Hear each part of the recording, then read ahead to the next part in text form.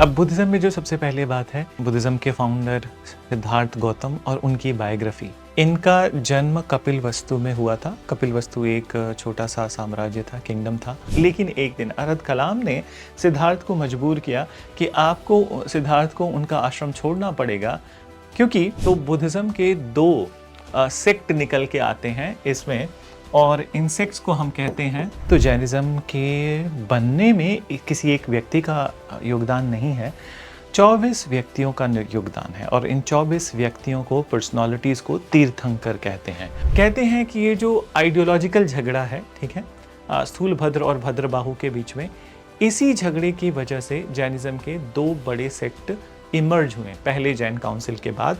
और ये जो सेक्ट हैं, इनको हम कहते हैं, जब पृथ्वीराज चौहान शासक थे अजमेर के, उसी समय पर ये भारत में आते हैं। So hi, very good morning to all of you. So आज तक हम लोगों ने 4 क्लासेस आर्ट एंड कल्चर के कंप्लीट किए हैं। I hope it will be helpful to you in the examination. अब let's move to the next very important topic, कि जब हम यूपीएससी के पेपर को देखते हैं, दोनों प्रीलिम्स और मेंस को, तो this topic which I have written over here, it's basically one of the most important topic in both prelims and mains stage of exam. So Buddhism, Jainism, ठीक है, और बुद्धिज़्म से तो क्वेश्चन मतलब लगातार ही आते हैं, ठीक है, जैनिज़्म से भी आते हैं, and some other religious tradition if at all, कि अगर कुछ अलग पूछ लिया तो this topic is going to be highly useful to all of you. अब देखते हैं कि इसमें हमें क्या क्या पढ़ना है। तो जहाँ तक बात आती है topics to be covered in this one, ठीक है, तो टॉपिक्स टू बी कवर्ड में बुद्धिज़्म होगा, जैसा कि ऊपर लिखा हुआ है। फिर उसके बाद दिन बुद्धिज़्म में हम बुद्धा के लाइफ के बारे में बात करेंगे। फिर उसके बाद दिन हम मूव करेंगे बुद्धिस्ट काउंसिल्स के बारे में, ठीक है, और कुछ और भी डिस्कशंस रिलेटेड टू सेक्ट्स। फिर वैसा ही डिस्कशन हम जैनिज़्म में भी रखेंगे। और फिर जैनिज़्म कंप्लीट होने के बाद दिन एक फिलोसॉफिकल, एक थियोलॉजिकल ट्रेडिशन था आजीविका, थोड़ा बहुत इन्फॉर्मेशन उसके बारे में, और भक्ति के बारे में भी हम डिस्कशन रखेंगे इस क्लास में। तो ये टॉपिक्स कवर होने हैं, and this information is also important that कि आप में से कुछ लोग अगर जो यूपीएससी का फाउंडेशन कोर्स में इंटरेस्टेड हो, पीडब्ल्यू के, तो दीज आर द कोर्सेज, 1 साल का, 2 साल का, 3 साल का, और according to your choice you can opt for according to your convenience, ठीक है, टाइम, और अगर जो आपको ज़रूरत है तो आप इन प्रोग्राम्स में इनरोल कर सकते हो, ठीक है।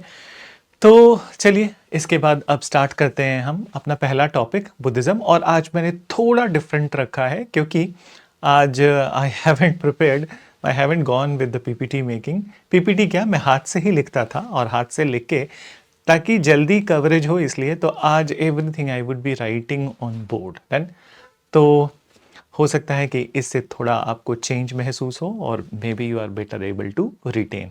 तो चलो स्टार्ट करते हैं बुद्धिज़्म से।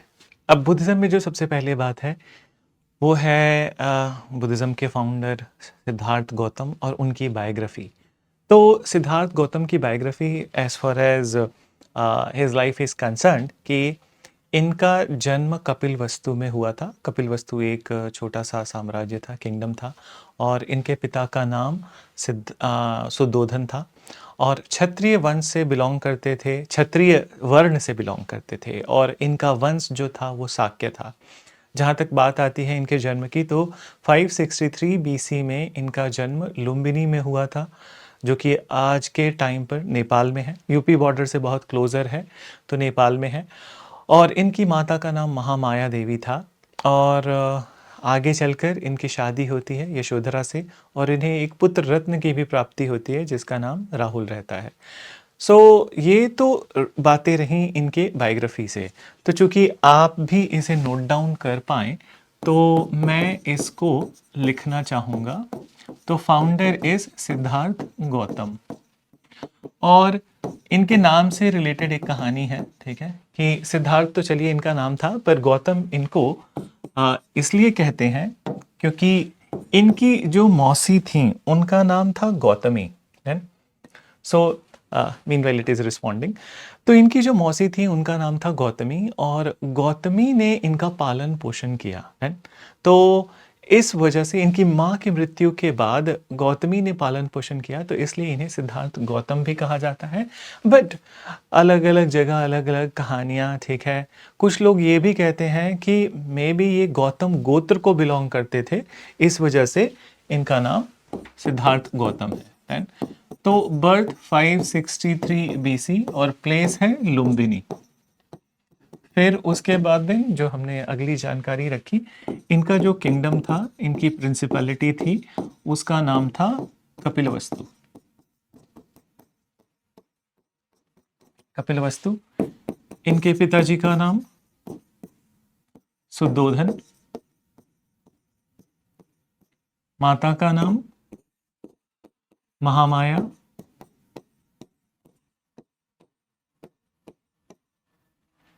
और वर्ण क्षत्रिय, गोत्र, गोत्र नहीं वंश, तो वंश को हम लिखते हैं क्लैन। क्लैन था इनका शाक्य, और इनकी वाइफ का नाम यशोधरा, और पुत्र का नाम सन वॉज राहुल।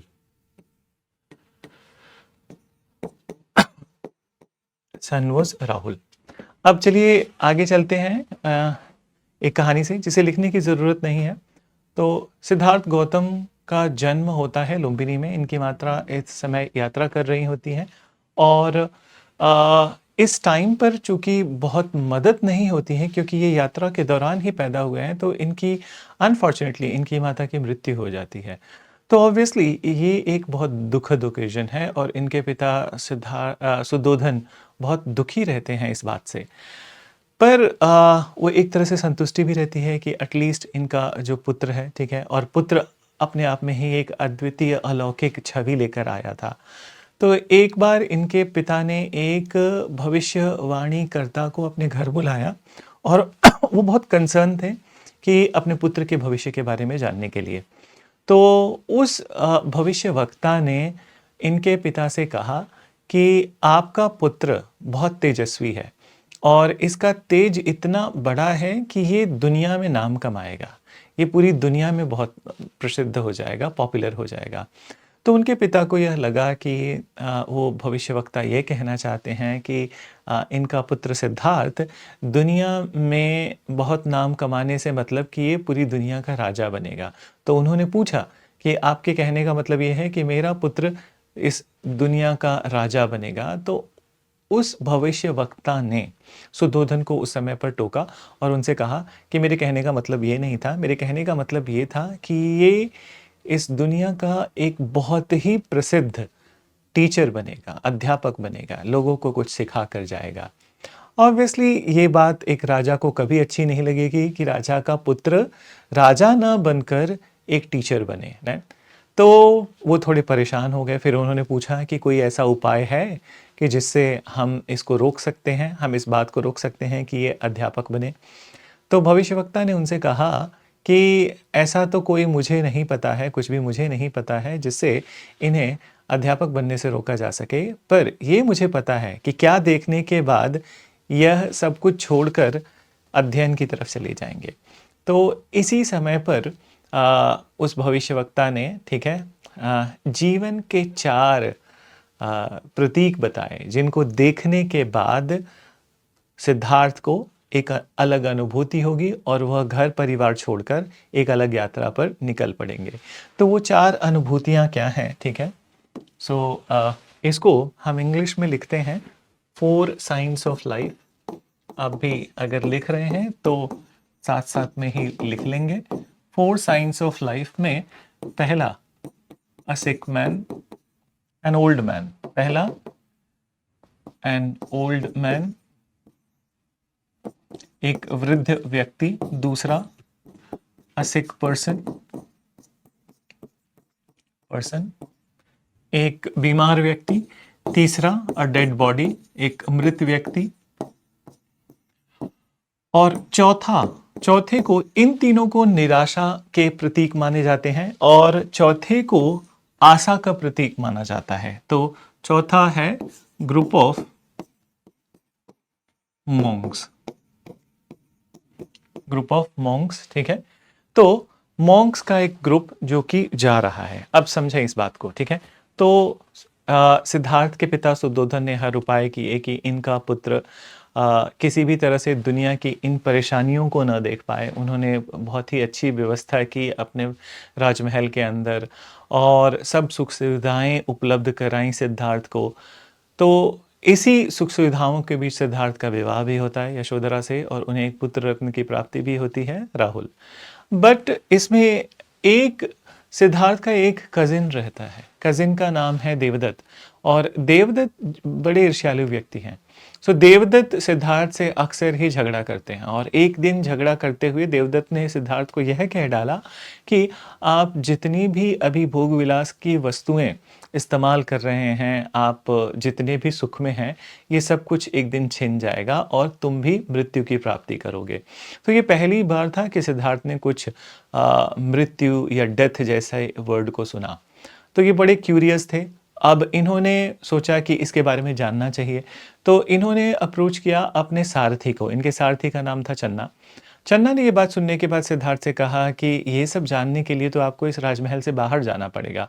और सिद्धार्थ ऐसा सुनने के बाद हर एक दिन बाहर निकलने लगे चन्ना के साथ, और ये प्रतीक जो जीवन के हैं उन्होंने देखा और हर प्रतीक पे कुछ प्रश्न किए चन्ना से, और चन्ना ने उसका जवाब भी दिया। तो जैसा कि उन्होंने जब एक वृद्ध व्यक्ति देखा तो वृद्ध व्यक्ति के चेहरे पर जो झुर्रियाँ थीं, शरीर झुका हुआ था। सिद्धार्थ ने पूछा कि क्या ये मुझे भी होगा, ये क्या है, ठीक है। तो चन्ना ने उनसे कहा कि ये सबको होगा, ठीक है, और हर व्यक्ति इस स्टेज के थ्रू जाएगा। तो सिद्धार्थ कंसर्न हो गए, ठीक है, कि वो चिंतित हो गए कि अरे मेरे भी चेहरे पे झुर्रियाँ आ जाएंगी।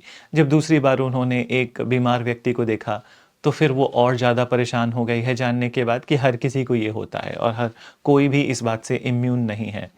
तीसरी बार जब वो एक मृत व्यक्ति को देखते हैं तो ऑब्वियसली ये एक बहुत व्यथित करने वाला सीन होता है, जिसमें घर परिवार के लोग रो रहे होते हैं, मृत व्यक्ति के पीछे भाग रहे होते हैं, और जब ये पता चलता है कि लौट कर आना नहीं होगा तो आप समझ सकते हैं कि इस बात की पीड़ा कितनी होती है।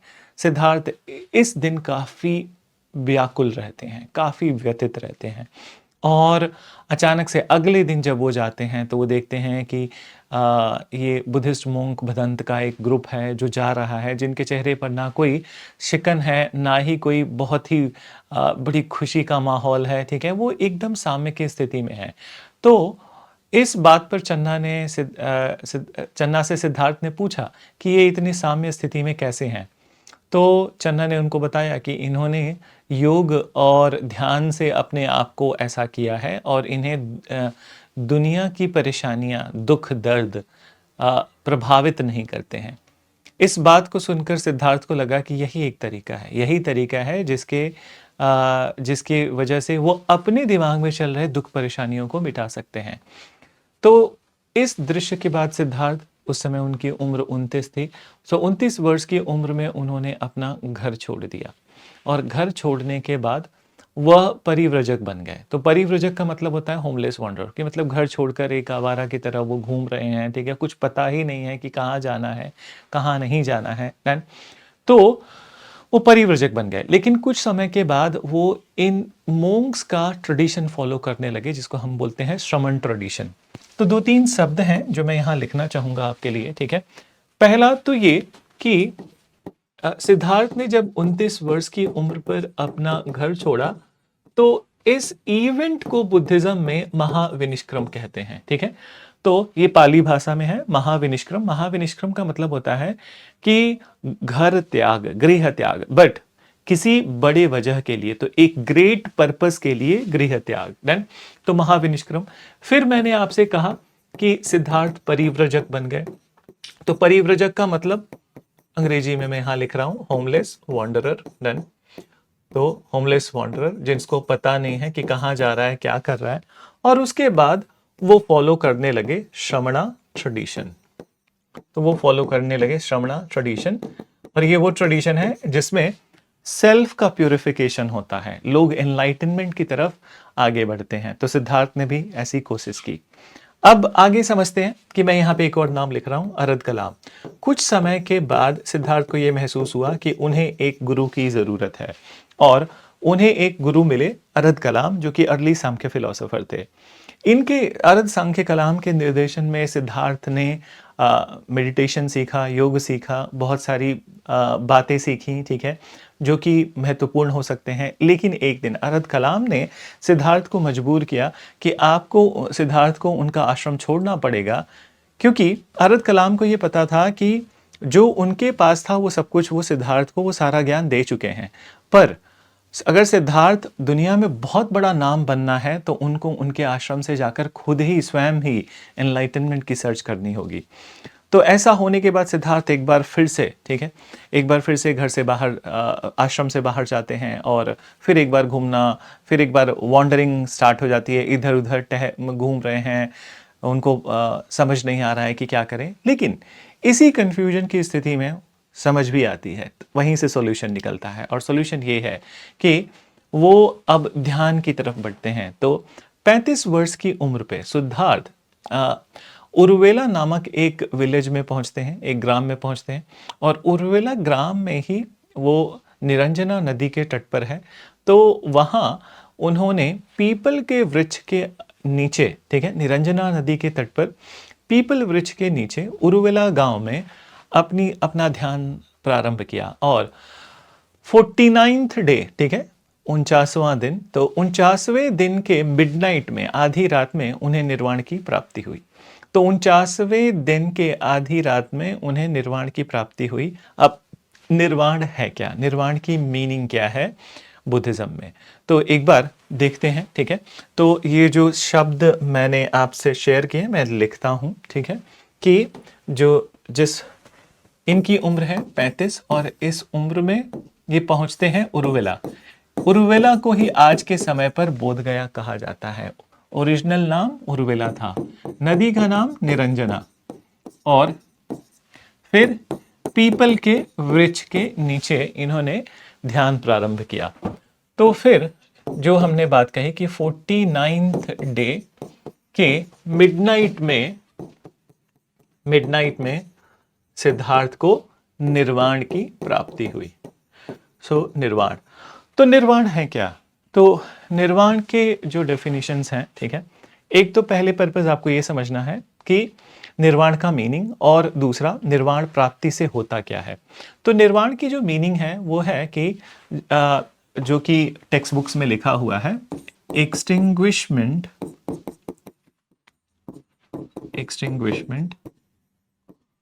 Of flame of desire, extinguishment of flame of desire. तो जो तीव्र डिजायर होती है, ठीक है, तीव्र डिजायर होती है, क्रेविंग डिजायर होती है, ठीक है, पॉजिटिव डिजायर होती है, उसका पूरी तरह से खत्म हो जाना ही निर्वाण है, ठीक है। तो पूरी तरह से खत्म हो जाना ही निर्वाण है। एक तरह से आप ये समझिए, ठीक है, कि जो आम जरूरतें हैं वो डिजायर नहीं है, ठीक है। आपको खाना खाना है, आपको पानी पीना है, ठीक है, आपको जीविकोपार्जन भी करना है, कमाना भी है, तो ये डिजायर नहीं है, जरूरत है, ठीक है। डिजायर उस बात की कि वो डिजायर जो कितना अत्याधिक आप अपने पास रख लें, ठीक है, आप कैसे आगे दूसरों को ढकेल दें, आगे चले जाएं। तो ये एक तरह का कि वो जो क्रेविंग वाली डिजायर होती है, जेलसी, ठीक है, passion, so these all things, ठीक है, ये जब पूरी तरह से खत्म हो जाते हैं तो इस स्टेज को हम कहते हैं निर्वाण। और ये तो डेफिनेशन हो गया, पर निर्वाण की प्राप्ति से होता क्या है? तो निर्वाण प्राप्ति के बाद देन सिद्धार्थ को जो पता चलता है कि दुनिया में, ठीक है, जो दुख है, ठीक है, तो वो दुख का कारण क्या है? तो उन्हें इस निर्वाण में ये ज्ञान होता है कि दुख का कारण तो जन्म मरण का चक्र है। जब तक ये चलता रहेगा, जब तक व्यक्ति इस पृथ्वी पर जन्म लेता रहेगा तो उसे दुख होता रहेगा। तो निर्वाण की प्राप्ति के बाद जो होता है कि जन्म मरण का जो चक्र है वो खत्म हो जाता है। इसका मतलब कि रीबर्थ नहीं होगा निर्वाण प्राप्ति के बाद। तो ये तो मीनिंग और पर्पस हो गया निर्वाण का। अब इस निर्वाण प्राप्ति के बाद सिद्धार्थ को जो ज्ञान होता है वो ज्ञान वह बोध गया से, उर्वेला जो ग्राम है अब बोध गया जाना जाएगा और बुद्ध को सिद्धार्थ गौतम को अब बुद्ध कहा जाएगा। तो ये वहां से आगे चलते हैं और ये पहुंचते हैं सारनाथ। डन। तो सिद्धार्थ पहुंचते हैं सारनाथ और सारनाथ में इन्होंने अपना पहला उपदेश दिया। तो एक हिरणों के पार्क में, डियर पार्क में इन्होंने पहला उपदेश दिया और इस उपदेश को धर्म चक्र परिवर्तन कहते हैं। धर्म चक्र परिवर्तन। तो इस उपदेश को धर्म चक्र परिवर्तन कहते हैं और इस उपदेश में सिद्धार्थ ने बेसिकली क्या पार्ट्स थे इनके उपदेश में? तो इनके उपदेश में दो पार्ट्स हैं। एक जो पहला पार्ट है जिसे हम कहते हैं 4 आर्य सत्य, और जो दूसरा पार्ट है वो है 8 फोल्ड पाथ या अष्टांगिक मार्ग। तो स्टार्ट करते हैं। सबसे पहले 4 नोबल ट्रुथ, 4 नोबल ट्रुथ जिसको हम कहते हैं आर्य सत्य। डन। तो अब चूंकि जैसे यूपीएससी में पूछता है मैं उसी हिसाब से चीजें यहां पे लिखूंगा पाली में। तो ये 4 आर्य सत्य में पहला जो है, ठीक है, इसे हम कहते हैं दुख। ठीक है, तो पहला आर्य सत्य है दुख। दुनिया दुख से भरी पड़ी है। ठीक है, the world is full of misery. दूसरा जो आर्य सत्य है, ठीक है, तो दूसरा आर्य सत्य है कि दुनिया दुख से भरी पड़ी है। ठीक है, then there is a cause of misery, so समुदाय, समुदाय। ठीक है, तो ये हो गया सौरव। और दूसरा समुदाय क्या हो गया कि दुख का एक कारण है। There is a reason of, reason of sorrow. ठीक है, और क्या है reason? Excessive desire, that craving desire. तो वो रीजन हो गया जिसको हम समुदाय कहते हैं। थर्ड, दुख निरोध, दुख निरोध। और दुख निरोध का मतलब है कि दुख से पार पाया जाता है। ठीक है, तो misery can be overcome, misery can be overcome. So दुख से पार पाया जाता है, पार पाया जा सकता है, मिजरी कैन बी ओवरकम। और चौथा जो है उसे कहते हैं, चौथे को हम कहते हैं, एक बार, मग।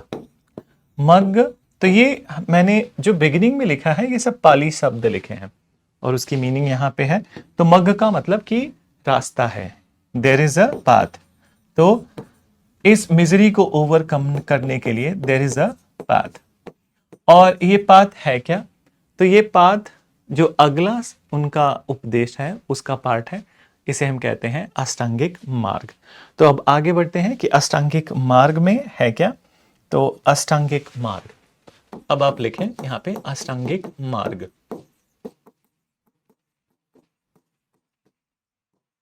अब अष्टांगिक मार्ग में क्या है, लेट्स अंडरस्टैंड। ठीक है, तो चूंकि 8 हैं तो 8 फोल्ड पाथ।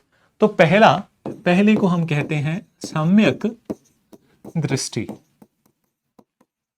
दृष्टि। ठीक है, देन सेकंड को हम बोलेंगे सम्यक वाच। तो दृष्टि क्या है? Right vision. ठीक है, राइट विजन। वाच क्या है? Right speech. थर्ड, सम्यक कामंत, कामंत इज कंडक्ट। सम्यक आजीवन। फिफ्थ, सम्यक व्यायाम।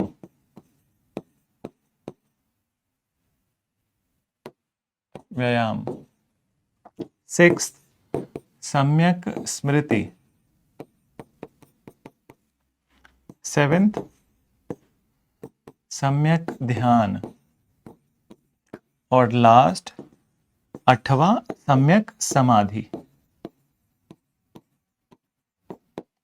ठीक है, तो दृष्टि का मतलब यहां पे होता है, ठीक है, सम्यक दृष्टि, as I mention to you, कि राइट विजन। ठीक है, तो यहां पे ये इसका ट्रांसलेशन होगा राइट विजन। ठीक है, फिर वाच क्या है? तो राइट आप इसमें जोड़ते जाएंगे वाच का मतलब स्पीच, फिर कामंत इज कंडक्ट, आपका व्यवहार, आजीवन इज मीन्स ऑफ लाइवलीहुड, तो राइट मीन्स ऑफ लाइवलीहुड, जीविकोपार्जन के सही तरीके, फिर व्यायाम, तो ये फिजिकल दोनों, मानसिक और फिजिकल एक्सरसाइज दोनों, ठीक है, तो right physical and mental exercises, ठीक है, तो ये दोनों हो गया एक्सरसाइजेस। फिर स्मृति इज मेमोरी, रिमेम्बरेंस, ठीक है, तो यहां पे इसका जो स्पेसिफिक मीनिंग होता है स्मृति का वो है self awareness, self awareness. Then फिर ध्यान, आपको पता ही है कि राइट कंसंट्रेशन, कंसंट्रेशन, और समाधि right deep meditation, deep meditation. तो ये उपदेश हैं सिद्धार्थ के सारनाथ में। अब इस उपदेश को देने के बाद सिद्धार्थ बुद्धिस्ट संघ की स्थापना करते हैं और इसी संघ के थ्रू उन्होंने अपने उपदेश को देश विदेश बहुत सारे जगहों पर पहुंचाया। तो खैर वो तो नहीं गए बट संघ ने पहुंचाया। तो जहां तक बुद्ध की लाइफ की बात है, उनकी लाइफ तो कुछ ही महाजनपदों तक थी, ठीक है, जैसे कि मल्ल महाजनपद, फिर मगध महाजनपद, फिर उसके अलावा कोसल महाजनपद। देन तो ये इन महाजनपद के बीच में की जो इम्पॉर्टेंट जगहें हैं उनके बर्थ से लेकर डेथ तक, इन्हीं के बीच में उनकी लाइफ खत्म हुई। लेकिन आने वाले समय पर उनके उपदेश भारत के बाहर पहुंचाए जाएंगे उनके अनुयायियों द्वारा। तो सिद्धार्थ ने 80 साल की, सिद्धार्थ गौतम या गौतम बुद्ध ने 80 साल की उम्र तक, ठीक है, अपने डॉक्ट्रिन्स को पॉपुलराइज किया और उसके अलावा लोगों से मिलते रहे। तो फाइनली उनके लाइफ का अंतिम पड़ाव आता है और 483 बीसी में, तो 483 बीसी में कुशीनगर नामक जगह पर ईस्टर्न यूपी में उनकी मृत्यु होती है। तो ईस्टर्न यूपी में उनकी मृत्यु होती है और उनकी मृत्यु के बाद, तो इस मृत्यु को, उनके डेथ को बुद्धिज्म में कहा जाता है महापरिनिर्वाण। देन तो महापरिनिर्वाण का मतलब डेथ ही है, पर फिर भी आप समझे कि इसे महापरिनिर्वाण, क्योंकि बुद्ध सबसे बड़े थे तो उनके लिए महावर्ड यूज होता है, और परिनिर्वाण का मतलब कि निर्वाण प्राप्ति के बाद मृत्यु। तो जो व्यक्ति जिसकी डेथ हो रही है लेकिन निर्वाण प्राप्ति के बाद, तो ये एक बात का इंडिकेशन भी है कि अब जो मृत्यु हुई दोबारा से फिर जन्म नहीं होगा, और दोबारा से अगर जन्म नहीं होगा तो फिर से वह दुख का चक्र फिर चलता नहीं रहेगा। तो दुख की समाप्ति महापरिनिर्वाण के साथ होती है। इसीलिए बुद्धिज्म में महापरिनिर्वाण को सेलिब्रेट किया जाता है, खुशी से मनाया जाता है, ना कि दुख से, क्योंकि वो ये मानते हैं कि दैट निर्वाण के प्राप्ति के बाद जब मृत्यु होती है तो आप जन्म मरण के चक्र से मुक्त होते हैं और एक तरह से आप दुख से भी मुक्त होते हैं। तो इसलिए इसको शोक नहीं मनाया जाए, इसको खुशहाली मनाया जाए। तो अब आगे चलते हैं कि जब उनकी डेथ होती है तो इस समय पर जो उनका संघ है और संघ में जो उनके अनुयायी हैं, उसके अलावा उनके अपने भाई भी हैं, आनंद, जो कि उनकी मौसी गौतमी के बेटे हैं। तो ये सभी लोग कंसर्न होते हैं कि बुद्ध की जो टीचिंग्स हैं उसको कंपाइल किया जाए।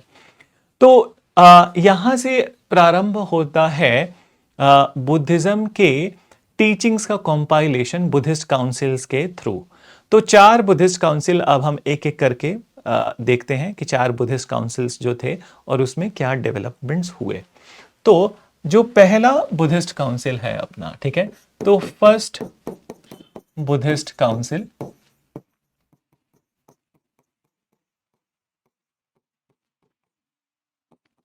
483 बीसी में, और इस काउंसिल को कन्वीन किया गया था, मतलब ये काउंसिल हुआ राजगृह में, और उस समय जो सम्राट थे मगध के अजातशत्रु, इन्होंने इसको योगदान दिया, इन्होंने पैट्रोनाइज किया। तो अजातशत्रु का पैट्रोनाइजेशन था, और जिन्होंने इस महासभा को प्रेसाइड किया, जो कि प्रेसिडेंट थे। तो इस महासभा के प्रेसिडेंट थे महाकश्यप। ठीक है, तो बुद्धिस्ट काउंसिल के जो प्रेसिडेंट थे वो महाकश्यप थे, जो अपने आप में ही एक बहुत बड़े बुद्धिस्ट मोंक थे। अब आगे बात आती है डेवलपमेंट्स की। तो फर्स्ट बुद्धिस्ट काउंसिल में जो डेवलपमेंट्स थे, बुद्ध के भाई, ठीक है, आनंद, और उनके एक बहुत ही प्रिय अनुयायी उपाली। तो आनंद और उपाली जो इस काउंसिल की प्रोसीडिंग्स हैं उसको उन्होंने आगे बढ़ाया। तो आनंद और उपाली, अब जो प्रोसीडिंग्स है आगे बढ़ाया, तो इसका मतलब क्या है कि इन्होंने जो बातचीत रखी इस काउंसिल में वो 2 किताबों में कंपाइल की गई। और ये किताबें क्या थी? तो बुद्धिज्म के बहुत ही महत्वपूर्ण बुक्स हैं। ठीक है, इनको हम कहते हैं सुत्त पिटक। ठीक है, तो सुत्त पिटक का कंपाइलेशन, अब सुत्त पिटक में क्या है? Original teaching of Buddha. तो सुत्त पिटक में original teaching of Buddha, fine. फिर उसके अलावा दूसरी जो किताब थी वो थी विनय पिटक। तो दूसरी जो टेक्स्ट बुक लिखी गई विनय पिटक, और विनय पिटक में क्या मेंशन्ड है? तो rules and regulations for monks, rules and regulations for monks. Then तो मॉन्क्स के लिए रूल्स एंड रेगुलेशन इसमें वर्णन था। तो ये तो रहा मेजर डेवलपमेंट पहले काउंसिल का। अब आगे चलते हैं, let's have a look at the second Buddhist council. तो second Buddhist council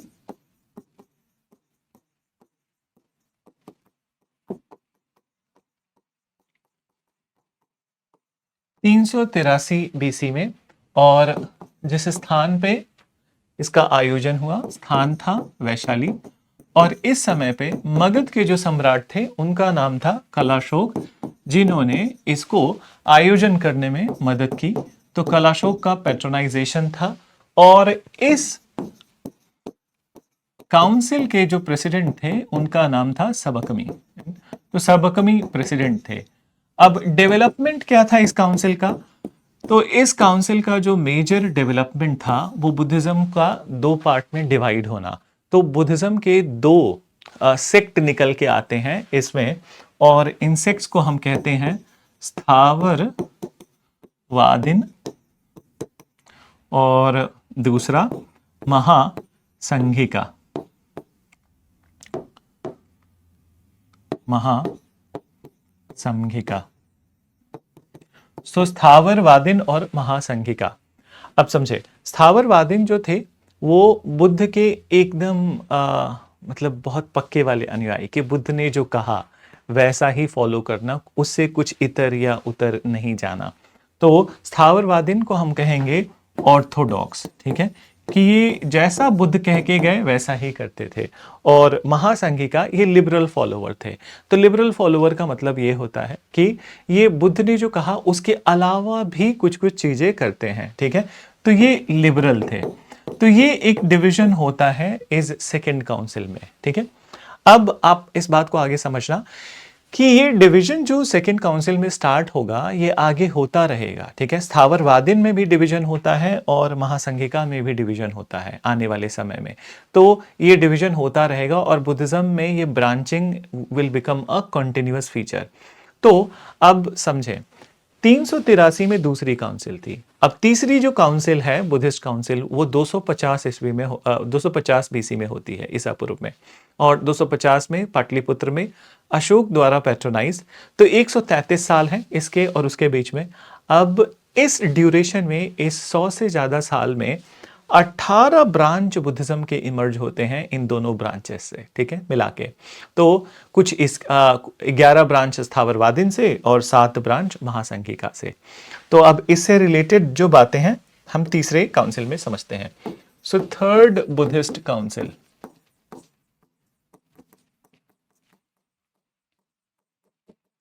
third Buddhist council, जैसा कि मैंने आपसे कहा कि 250 BC में पाटलिपुत्र में इसका आयोजन हुआ। और जिस अशोक ने मौर्य सम्राट अशोक ने इसको पैट्रोनाइज किया, और जो मॉन्क इसको प्रिसाइड कर रहे थे, प्रेसिडेंट जो थे इस असेंबली के, उनका नाम था मोगाली पुत्त Tissa.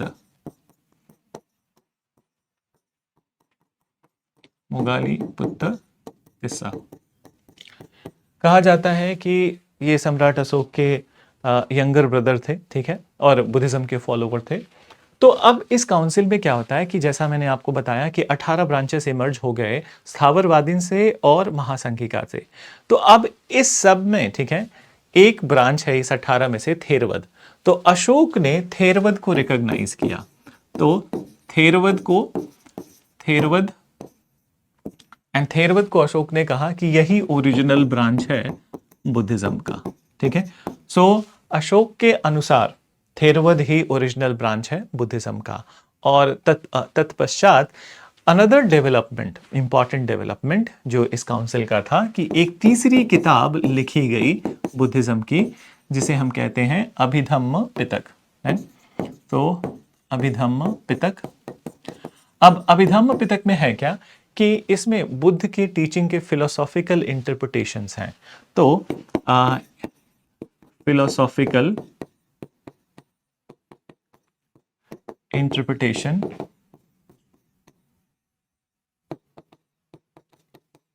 Of Buddha's teaching, philosophical interpretation of Buddha's teaching. तो इसमें बुद्धा के टीचिंग का फिलोसॉफिकल इंटरप्रिटेशन है।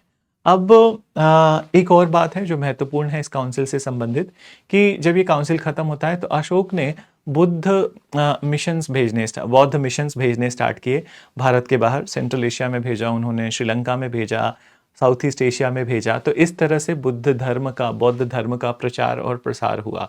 और श्रीलंका में तो वस्तुतः उन्होंने अपने पुत्र महेंद्र और अपनी पुत्री संघमित्रा को भेजा बुद्धिज्म के प्रचार प्रसार के लिए। तो एक बात कही जाती है कि जब मिडीवल सेंचुरीज में बुद्धिज्म भारत से डिक्लाइन हो रहा था, तो अशोक के इन इनिशिएटिव्स की वजह से बुद्धिज्म भारत के बाहर सरवाइव कर रहा था। और इन सब बातों की वजह से थर्ड बुद्धिस्ट काउंसिल को कहा जाता है कि it is the most important Buddhist council till this date है। तो अब चलिए आगे चलते हैं लास्ट काउंसिल पे, और उस काउंसिल के डिस्कशन के बाद फिर हम जैनिज्म के बारे में बात करेंगे है। तो let's move on to fourth Buddhist council.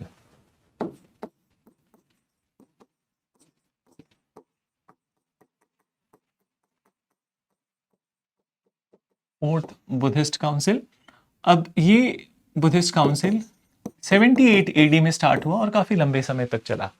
जिस जगह पे ये हो रहा था, जगह का नाम था कुंडलवन, कश्मीर में। और इस समय पर जो सम्राट थे नॉर्थ इंडिया में जिन्होंने पैट्रोनाइज किया, तो पैट्रोनाइजेशन जो था इस काउंसिल का वो है कुषाण वंश के शासक कनिष्क ने पैट्रोनाइज किया। और जहां तक बात आती है प्रेसिडेंट की, तो चूंकि ये असेंबली काफी लंबे टाइम तक चला, तो प्रथम भाग में, इस सभा के प्रथम भाग में वसुमित्र प्रेसिडेंट थे, और अंतिम भाग में अश्वघोष इस सभा के प्रेसिडेंट थे। तो अश्वघोष, अब कुछ बातें समझे, ठीक है। तो अश्वघोष प्रेसिडेंट थे। अब इसके बाद डेवलपमेंट्स की जब बात आती है, तो जो पहला इंपॉर्टेंट डेवलपमेंट है फोर्थ बुद्धिस्ट काउंसिल का, वो ये है कि एक किताब लिखी गई, ठीक है, और इस किताब को बोलते हैं महाविभाष। महाविभाष क्या है? ये बुद्धिज्म का एनसाइक्लोपीडिया है। तो this is encyclopedia of Buddhism. It is encyclopedia of Buddhism. But उसके अलावा एक और डेवलपमेंट होता है कि इस काउंसिल के अंत होते होते तक बुद्धिज्म क्लियरली दो बड़े ब्रांचेस में रिकॉग्नाइज्ड है, और ये दो बड़े ब्रांचेस हैं हीनयान और महायान। हीनयान और महायान। तो चौथे बुद्धिस्ट काउंसिल में जो डेवलपमेंट है वो हीनयान। तो हीनयान कुछ ऐसा नहीं है कि ये पहले से एग्जिस्टिंग नहीं था। हीनयान ये स्थावरवादीन है, स्थावरवादिन। तो जो ब्रांचिंग स्थावरवादिन में हुआ है, ठीक है, आप इसको रिलेट करिए सेकंड बुद्धिस्ट काउंसिल थे से कि जो डेवलपमेंट हुआ था उस टाइम पे कि दो ब्रांच बने थे, स्थावरवादिन महासंघिका। तो हीनयान डेवलप हुआ है स्थावरवादिन से और महासंघिका डेवलप हो रहा है, महासंघिका से डेवलप हो रहा है महायान, है सो महासंघिका। अब दोनों ही ब्रांचेस में अंतर क्या है, ठीक है, अब एक बार देखते हैं। तो जैसा कि हमने पहले भी डिस्कशन में रखा, तो ये स्थावरवादिन या अब हीनयान, तो ये ऑर्थोडॉक्स है, ठीक है। फिर महायान लिबरल है।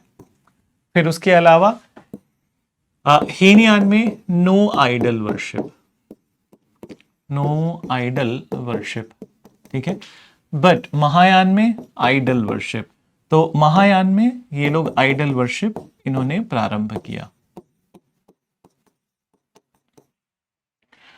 जहां तक लैंग्वेज की बात आती है तो इन्होंने पाली और प्राकृत दो लैंग्वेजेस यूज किए, ठीक है।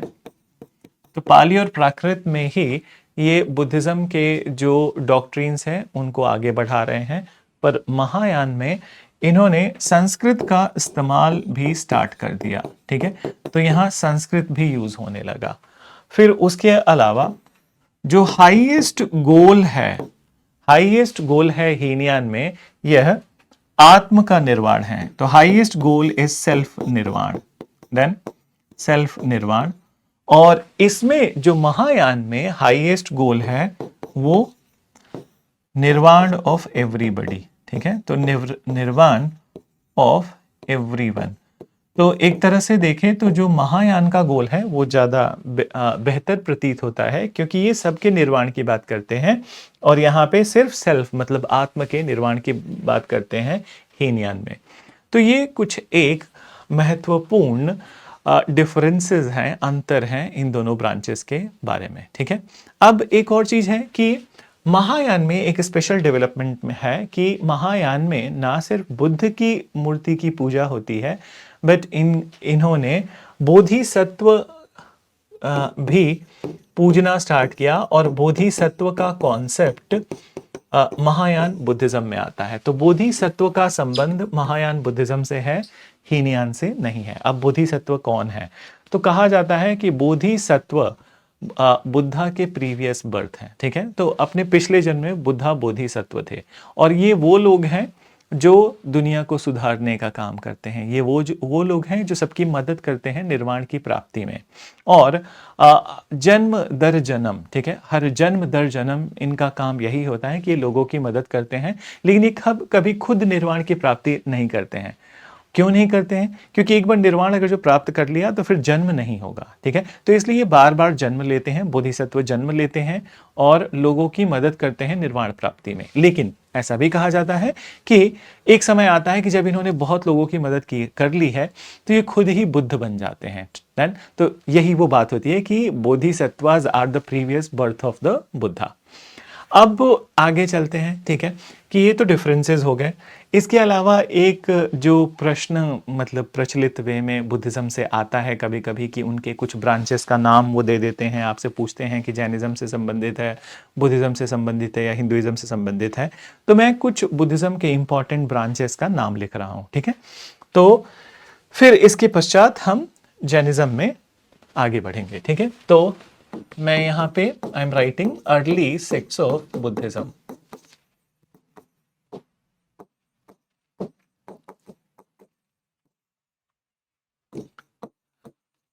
समित्या,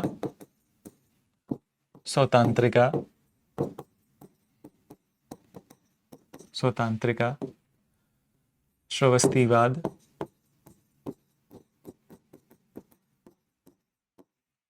थेरावाद, वैभाषिका, माध्यमिका,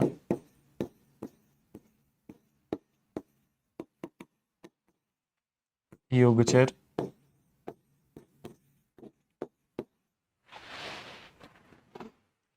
शैला, उपर शैला, लोकोत्तरवाद, लोकोत्तरवाद, चैत्य का। तो ये कुछ एक ब्रांचेस हैं बुद्धिज्म के, जो 18 ब्रांचेस मैंने आपको बोले थे, तो उन्हीं में से ये ब्रांचेस हैं जो कि हैं बुद्धिज्म से संबंधित। ठीक है, तो आई होप कि आपको भी आज लिखने का टाइम मिला होगा। ठीक है, तो आप चाहें तो आप लिख सकते हैं। ठीक है, आपकी मर्जी। तो अब हम आगे बढ़ते हैं अपने अगले टॉपिक जैनिज्म के साथ। जब बात आती है बुद्धिज्म और जैनिज्म के बीच में कौन पुराना है, तो जैनिज्म एक पुराना रिलीजन है। ठीक है, बुद्धिज्म उससे थोड़ा नया है। और जहाँ तक बात आती है जैनिज्म के प्रादुर्भाव की, तो जैनिज्म के बनने में किसी एक व्यक्ति का योगदान नहीं है, 24 व्यक्तियों का योगदान है। और इन 24 व्यक्तियों को, पर्सनालिटीज़ को तीर्थंकर कहते हैं। तो यहाँ पे कॉन्सेप्ट जो है 24 तीर्थंकर का है। ठीक है, अब इन 24 तीर्थंकर, इनकी अपनी टीचिंग्स हैं। ठीक है, और उन्हीं टीचिंग्स के आधार पर जैनिज्म बना है। पर आप इस बात को समझें कि जो पहले 22 तीर्थंकर हैं उनके बारे में कोई हिस्टोरिकल इंफॉर्मेशन नहीं मौजूद है, वो रिलीजियस इंफॉर्मेशन मौजूद है। और लास्ट दो, पार्श्वनाथ और वर्धमान महावीर, ये एक हिस्टोरिकल व्यक्ति थे, क्योंकि हिस्टोरिकल इंफॉर्मेशन इनके बारे में हमारे पास मौजूद है। तो हम लास्ट दो तीर्थंकर के बारे में बात करेंगे, और उसमें भी सबसे महत्वपूर्ण वर्धमान महावीर के बारे में बात करेंगे। लेकिन फिर भी ठीक है, जब बात आती है कि तीर्थंकर में पहले तीर्थंकर कौन थे, तो फर्स्ट तीर्थंकर थे आदिनाथ ऋषभदेव।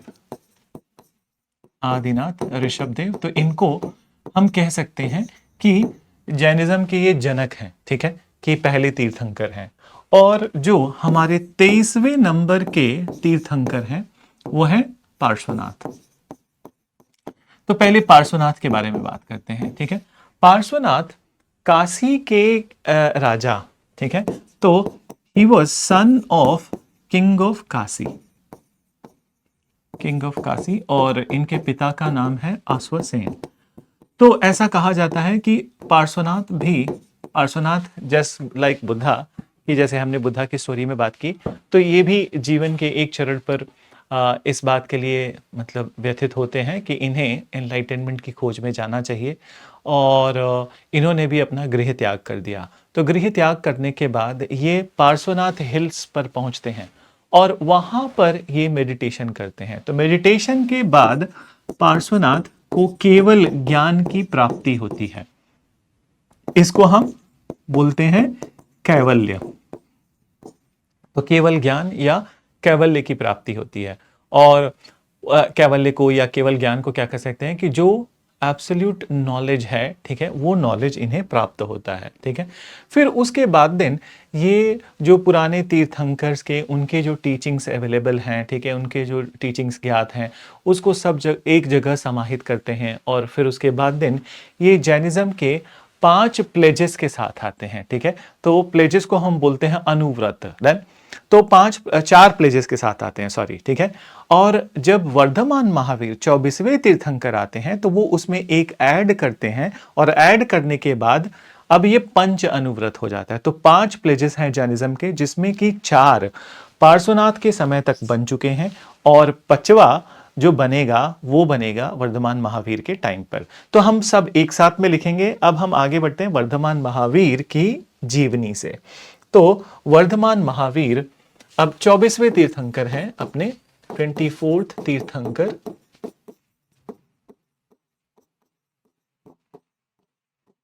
वर्धमान महावीर।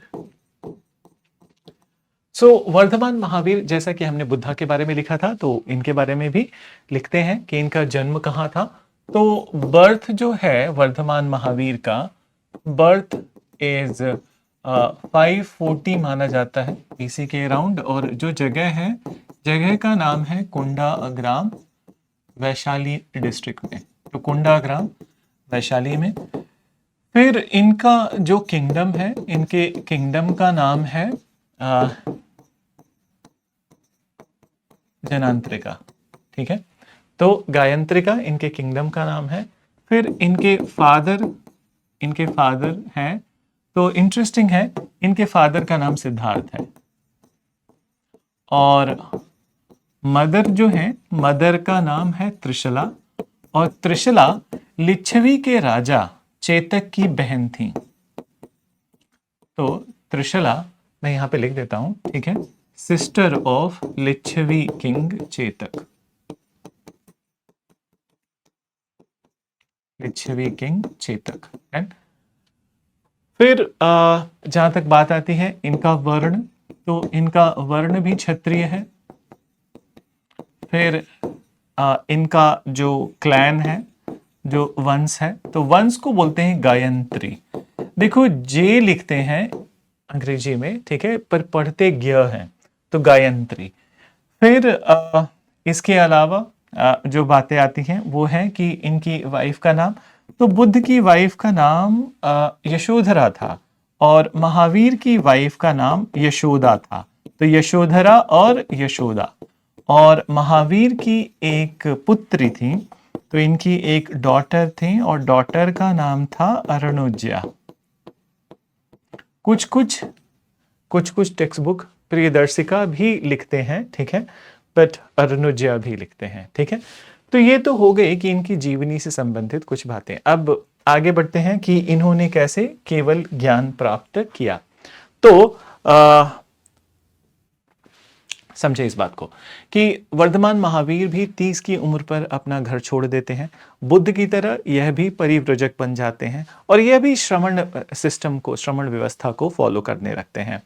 तो महावीर यह मानते हैं कि एक्सट्रीम ऑस्टेरिटी से, कि एकदम हर चीज त्याग देने से, अपने शरीर को कष्ट देने से, ठीक है, हो सकता है ज्ञान की प्राप्ति हो। तो इन्होंने इस कड़ी में इन्होंने क्या किया कि इन्होंने वस्त्र भी त्याग दिए, नेचर के जितने क्लोज हो सकते हैं उतनी कोशिश की।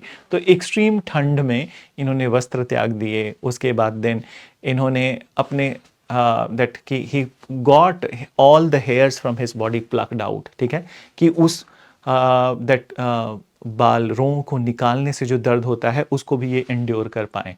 तो एक तरह से बहुत ही कठिन पथ इन्होंने अडॉप्ट किया।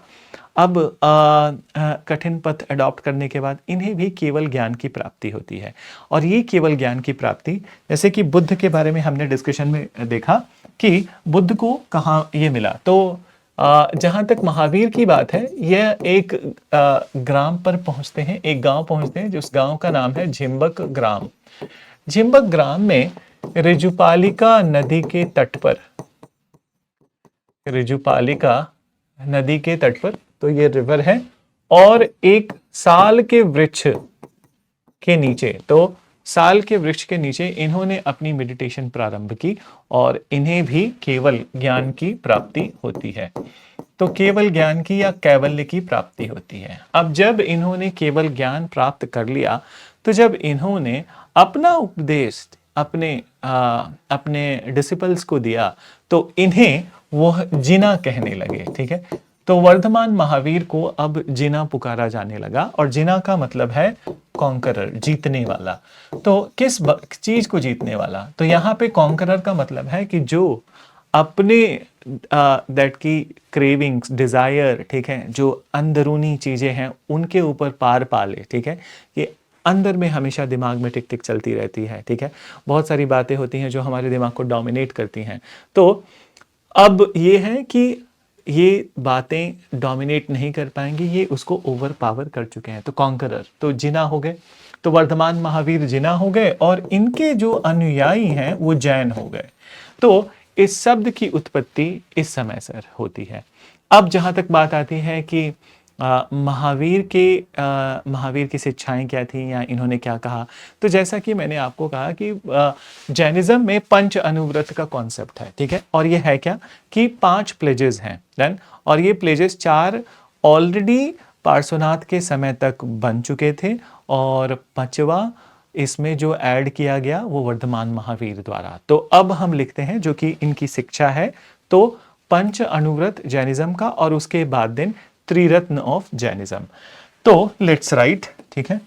तो मैं पहला, very first I am writing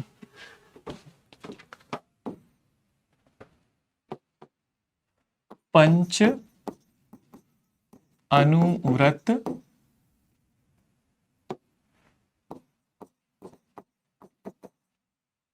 of Jainism, ठीक है।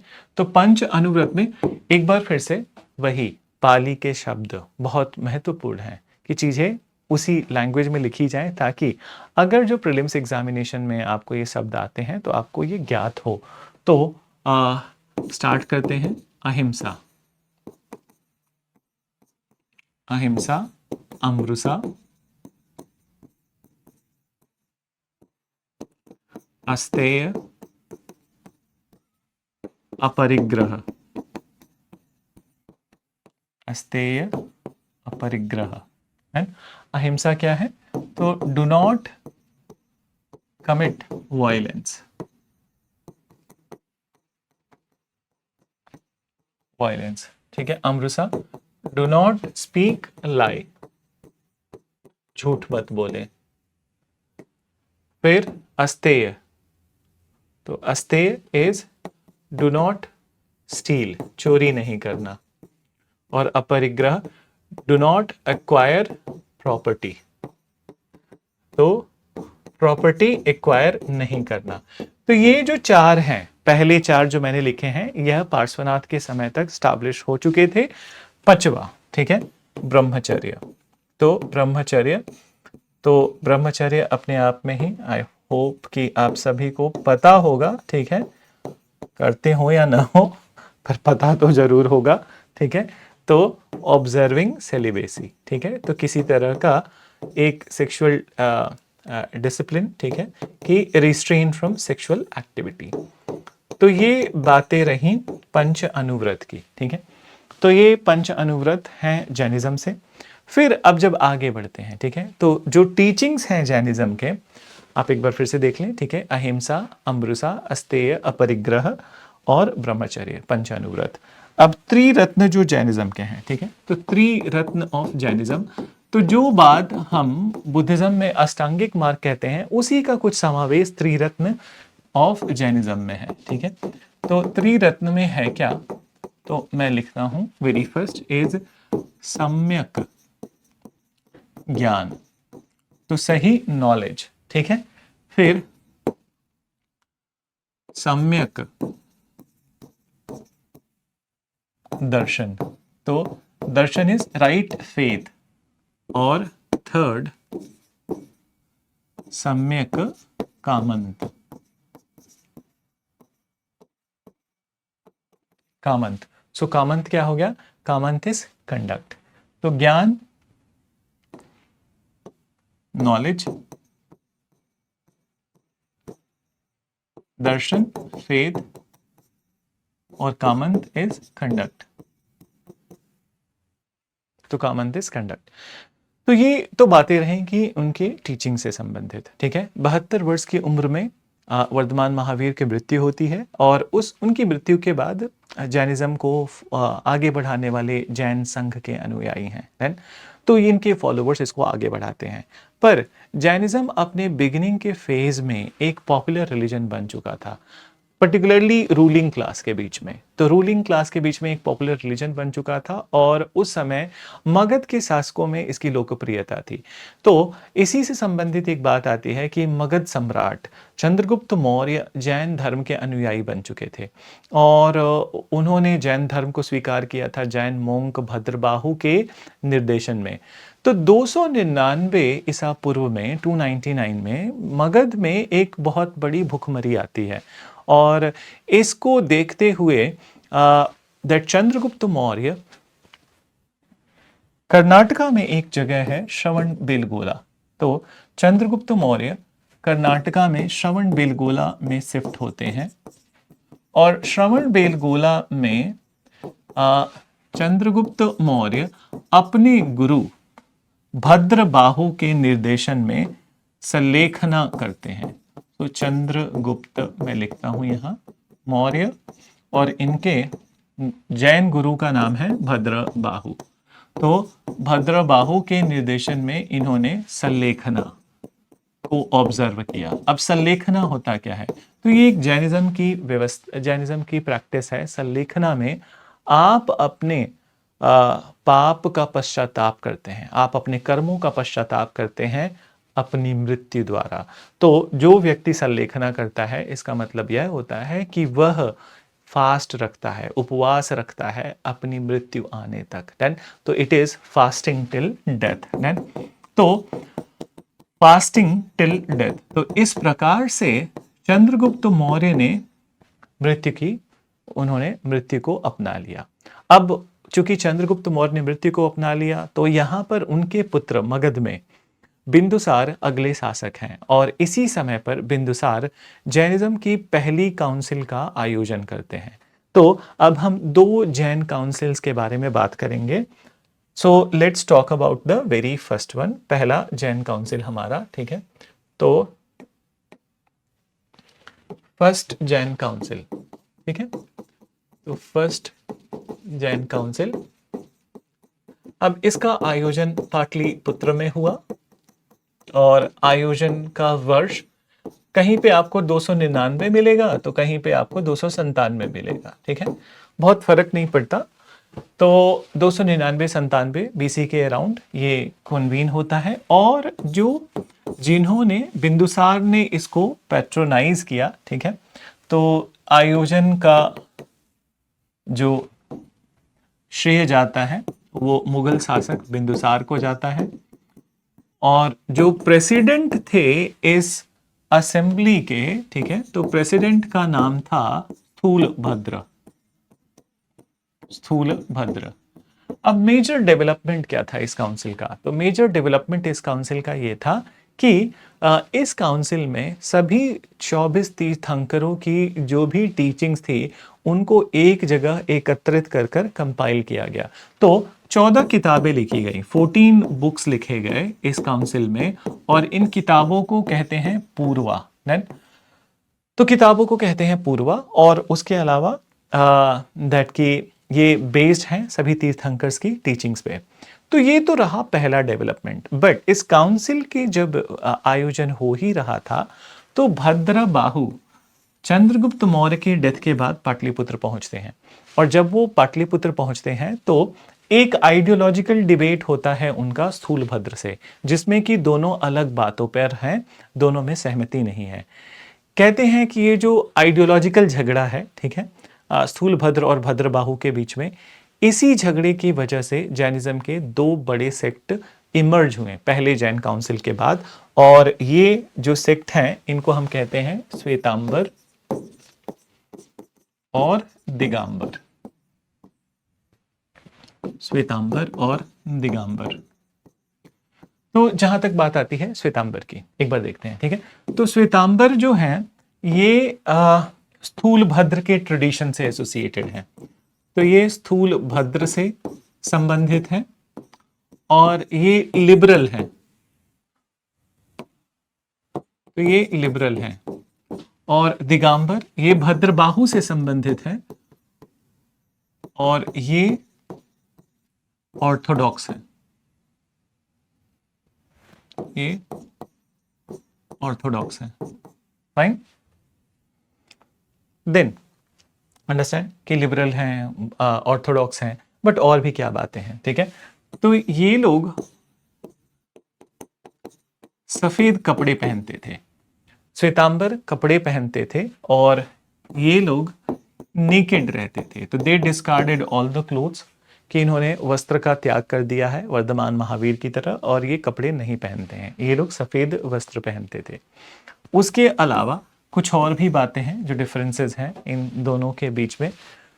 तो जहां तक बात आती है कि ये जो श्वेतांबर है, तो श्वेतांबर कहता है कि जो 19वें नंबर के तीर्थंकर थे, ठीक है, तो 19th तीर्थंकर जिनका नाम मल्लीनाथ है, ठीक है, यह एक महिला है, ठीक है। सो इनके अनुसार Mallinath is a woman. Then but Digambar ये कहता है कि 19वें तीर्थंकर, ठीक है, मल्लीनाथ इज अ मैन। तो एक बड़ा ही चक्कर फंस गया, ठीक है, कि इनके अनुसार वो पुरुष हैं और इनके अनुसार वो महिला है। फिर एक और लास्ट डिफरेंस है, कि लास्ट डिफरेंस क्या है कि श्वेतांबर ये कहता है कि पुरुष और महिला दोनों इसी जन्म में, अगर जो जैनिज्म के डॉक्ट्रिन्स को फॉलो करते हैं तो इसी जन्म में वो कैवल्य की प्राप्ति कर सकते हैं। पर दिगंबर ऐसा नहीं मानता। दिगंबर ये मानता है कि दैट पुरुष तो अगर जैनिज्म के डॉक्ट्रिन्स को फॉलो करते हैं तो वो प्राप्त कर सकते हैं कैवल्य, पर महिला प्राप्त नहीं कर सकते, क्योंकि महिला ये सोसाइटी को देखते हुए उनके लिए प्रिस्क्राइब नहीं होगा कि वो क्लोथ्स को डिस्कार्ड कर दें। तो दिगंबर में महिलाएं कपड़े पहनती हैं, ठीक है, क्योंकि ये उसको प्रिस्क्राइब नहीं करते कि समाज का कोई मतलब में समाज में दिक्कतें हो सकती हैं। तो इसीलिए कहते हैं कि चूंकि वो ये प्रैक्टिस नहीं कर सकती, इसलिए उनके लिए इस जन्म में कैवल्य पाना डिफिकल्ट होगा। लेकिन वो कहते हैं कि अगले जन्म में जब वो पुरुष योनि में जन्म लेते हैं तो उस समय वह कैवल्य की प्राप्ति कर सकते हैं। तो ये है डिफरेंसेस फर्स्ट जैन काउंसिल में जो दो ब्रांचेस इमर्ज हुए उनके बीच में। अब आते हैं अपने नेक्स्ट डिस्कशन में सेकंड जैन काउंसिल, ठीक है। तो सेकंड जैन काउंसिल जो है अपना, वो बड़ा लंबे समय के बाद हुआ और इसको ये 512 एडी में हुआ और जो प्लेस है वल्लभी, और वल्लभी इज इन गुजरात। और इसको पैट्रोनाइज किया था चालुक्य वंश के शासकों ने, ठीक है। तो चालुक्य क्लैन के शासकों ने इसको पैट्रोनाइज किया था। अब इस असेंबली के जो प्रेसिडेंट थे, ठीक है, जैन मोंग थे, उनका नाम था देवर्धि क्षेम श्रमणा। तो देवर्धि क्षेम श्रमणा इसके दैट प्रेसिडेंट थे। अब मेजर डेवलपमेंट क्या था कि मेजर डेवलपमेंट इस काउंसिल का कि जैनिज्म के बाकी बचे लिटरेचर इसमें कंपाइल हुए, ठीक है। और ये जैनिज्म के लिटरेचर प्राकृत भाषा में मेनली कंपाइल हुए, ठीक है। तो प्राकृत भाषा में जैनिज्म के लिटरेचर, नाम मैं लिख रहा हूं, अंग, उपंग,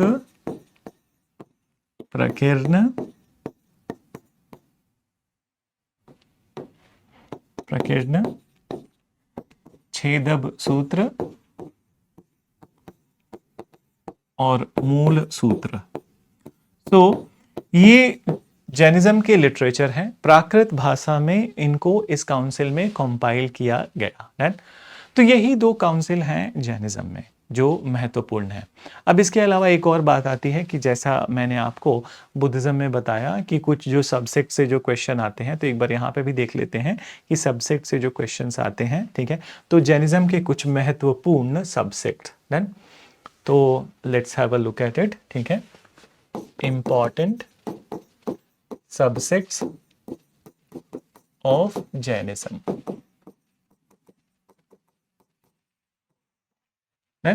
तो इंपॉर्टेंट सब्सेक्ट्स में मूलपंथी, बिसपंथी, हेरपंथी,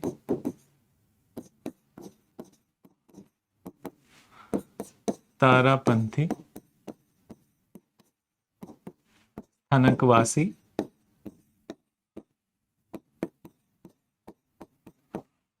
गुमानपंथी। बड़ा इजी है इसमें याद करना, क्योंकि स्थानकवासी को छोड़ के बाकी सब में पंथी है, तो आप याद कर सकते हो। और एक लास्ट है तोतापंथी। तो ये कुछ एक महत्वपूर्ण सब्सेक्ट है जैनिज्म से संबंधित, ठीक है। तो जैनिज्म का टॉपिक में ये सारी चीज़ें आप याद रखना, एग्ज़ाम में बहुत हैंडी होगा। अब आगे बढ़ते हैं। अपना अगला ट्रेडिशन जो रिलीजन का जो कॉन्टेम्प्ररी था जैनिज्म के, उसे हम कहते हैं आजीविका, ठीक है। तो आजीविका, अब जहाँ तक बात आती है आजीविका की, तो आजीविका की बिगिनिंग कहीं ना कहीं ये जैनिज्म से संबंधित ही है, ठीक है। तो जब महावीर थे, तो महावीर के साथ में एक व्यक्ति थे। जब महावीर ने गृह त्याग किया, वो परिव्रजक बने, तो उन्हीं के साथ में एक व्यक्ति थे जिनका नाम था मक्खली पुत्र गोसला। मक्खली पुत्र गोसला, तो ये आजीविका के संस्थापक थे, ठीक है। और जहाँ तक बात आती है प्रैक्टिसेस की, तो कुछ प्रैक्टिसेस सिमिलर थी कि ये लोग भी नेचर के क्लोज होना चाहते थे, ठीक है, और नेचर क्लोजनेस, फिर उसके अलावा ये लोग भी नेचर क्लोजनेस के अलावा ये भी नेकेड रहते थे, ठीक है, तो ये भी वस्त्र त्याग कर रखा था। लेकिन महावीर से इनका एक डिफरेंस था, वो था ब्रह्मचर्य पे।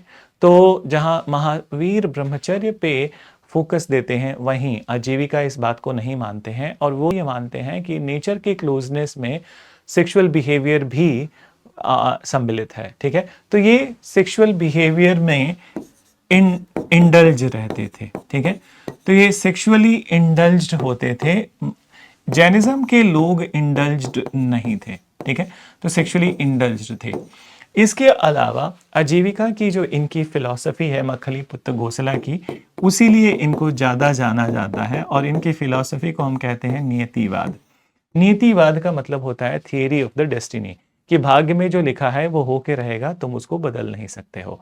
तो ये क्या कहते हैं, ठीक है, तो मैं लिख नहीं रहा हूं, लेकिन आप समझो इस बात को कि आजीविका ये कहता है नियतिवाद में कि हमारे पास फ्री विल नहीं है, ठीक है। फ्री विल का मतलब कि किसी के पास फ्री विल नहीं होता है। फ्री विल का मतलब कि कुछ अगर जो होने वाला है कि उसको पहले ही जानकर बदल दो, ठीक है, तो ऐसा हमारे हाथ में कुछ भी नहीं है, ठीक है।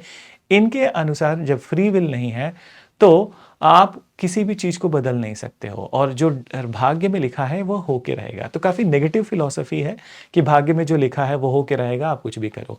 तो एक तरह से इनकी फिलॉसफी का एक एसेंस है कि whatever that has happened is happening, will happen, you cannot change it। तो जो हो चुका है वो हो रहा है, वो होता रहेगा, तुम उसे बदल नहीं सकते। तो ये आजीविका की फिलॉसफी थी, निहिलिस्ट थी, ठीक है।